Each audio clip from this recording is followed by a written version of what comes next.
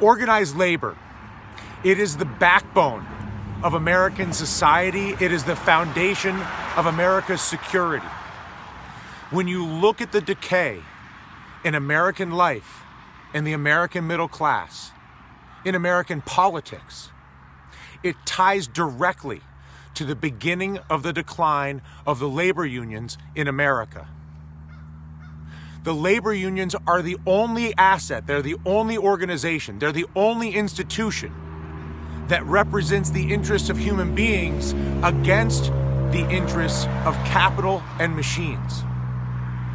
We've been through this in American history going back to the 1800s with the advent of the railroads and the abuse of the small farmer, the catalyst for the organization of labor. We saw labor peak in the 1950s.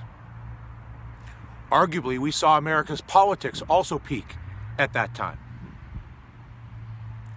Our opportunity right now in America and in New York 21, specifically in Clinton, Jefferson, and St. Lawrence County, is to revitalize organized labor in a way that can truly advocate for banking and trade policies that will bring the resources and the opportunities into our district that will allow us to contribute to society with the pride and purpose that we all have, that is simply looking for a way to contribute in a meaningful and consequential way for our communities and our country.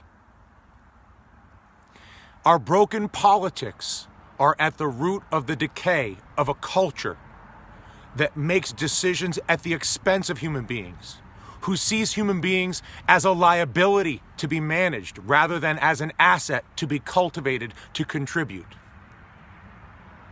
It is imperative that we revitalize and invigorate our labor unions, not only to represent the interest of the people of the 21st District of New York, or of America, or of Clinton County, or of St. Lawrence County, but as the foundation of the process of reforming our broken politics to bring people back together and put people first as the priority in our country, and allow capital and machines and systems and government to work for the interests of people, rather than have people be the product to be managed and consumed by those machines.